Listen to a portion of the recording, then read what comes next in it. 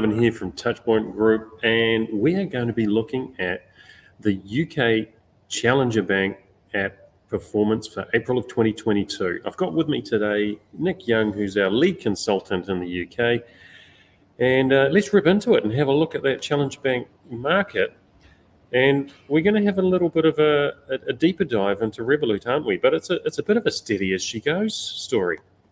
It is quite surprisingly so, Glenn. I mean, you expect there to be a little bit of anarchy, a bit of kind of infighting within the Challenger Bank ecosystem. Actually, it's remarkably stratified, and it has been, for a while. So you can see that Starling are very much on top, with an average app rating of around 4.7, 4.8, really impressive. Revolut are second. They're about 60 to 50 basis points behind. Then you've got Monzo. So Monzo, although they're a significant player and have a fairly broad sort of awareness, are about 100, tracking about 100 basis points behind Starling in terms of customer experience, significant. And then Monzo, another sort of one easier, 100 basis points behind. Then the other interesting one, just to have a quick look at before we get into Revolut, is Chase, which is the new kid on the block. And you can see that, they started off at the beginning of the year with not very many ratings. 40 people put a rating in, and their average rating score was 3.3. By the end of April, this is really new data, they've now got about 500 ratings, so their volume has really increased, as you would expect. Their customer base has, given their fantastically impressive headline savings rates, and they've improved their ratings by about 20 basis points. But look at Revolut. I mean, it's quite interesting. In January, they were an average app rating of 3.7, and they've grown that to 4.2 by February. So something's going on there, and we thought we'd just drill down to see what that might be.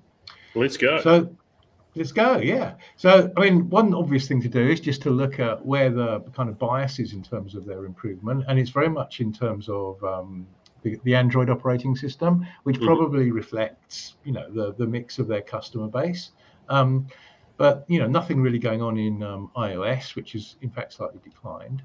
Then the other thing we tend to do is to break down any kind of change in overall top line engaged customer score between these four customer experience levels. So foundational attributes, which is all the basic sort of table stake stuff like reliability and efficiency and usability and security. Then we've got this interesting concept of journeys, which are things like authentication and mobile app updates just to get into the app and to maintain it. And then, basic things like looking up a balance or checking transactions.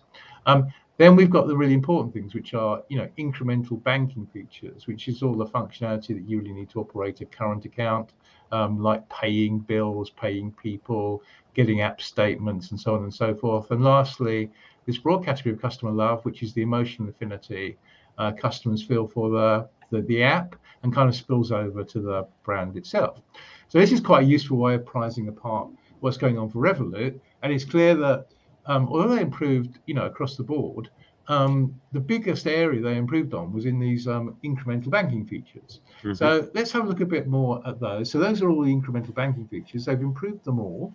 The one that they've improved the most is card management. And that's quite interesting because I think, generally speaking, Revolut are famous for transfer funds. So my wife has just proudly got a Revolut card because we're going to Berlin at the weekend. And obviously she's got a lot of awareness of the fact that, it's a really useful card to have if you're going abroad and you need to be able to get money out quickly and cheaply. But interestingly, the one they grew most on, isn't that? It's card management. Let's just look at in a bit more detail about what they did there.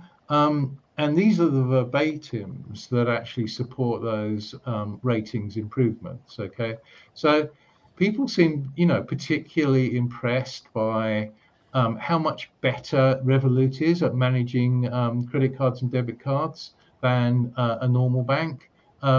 Easy to sort of turn it off and turn on the cards. Instant access to debit card information. You can do an instant card unblock if you make a mistake when you're paying in a retailer. And then this last one is, just saying, that Revolut is really on the ball in terms of automating the card freeze if they detect suspicious activity. So Revolut, they've done. I think Revolut, is a sort of app where they're always making improvements and they're doing so consistently. But it's interesting they have managed to focus on, a couple of key things for which they're not necessarily immediately noted, but clearly they want to bring everything up to scratch, probably be the best in the market. For interesting features like card management, and we can see there are other ones where they will probably insert the lever to move the needle as well. Yeah, really fascinating. And so when it comes down to it, if we can go back to that first screen again, while there's been some really consistent, and I love that term stratification that you're using earlier on, it is that consistent effort in each of those areas that is helping solidify those positions. And if you're not making those consistent tweaks and changes and improvements, the others are going to catch you at some stage. Isn't that right?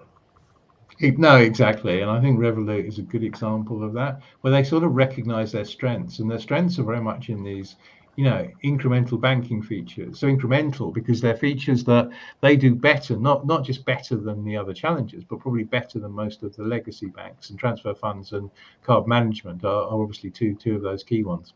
Mm-hmm. And this segment in particular is just the personification of where societal perception is going around the app is the bank. Right. Yeah. Exactly. And I think the customer love, customer experience level indicates that, especially for challenger banks, the app is all that you've got.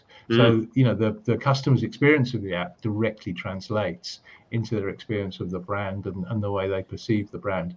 If you're a high street bank, then you've got some other channels to manage that kind of brand perception. If you're a challenger bank, the app is the only thing. Absolutely. Well, yet again, another fantastic and fascinating insight in regards to mobile banking and these apps in particular.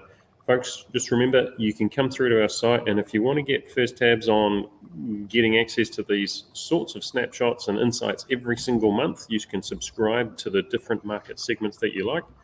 And we'll look forward to running this all over again next month, and we will see you all again soon. Thanks again, Nick, and well Thanks, done, Ted. mate.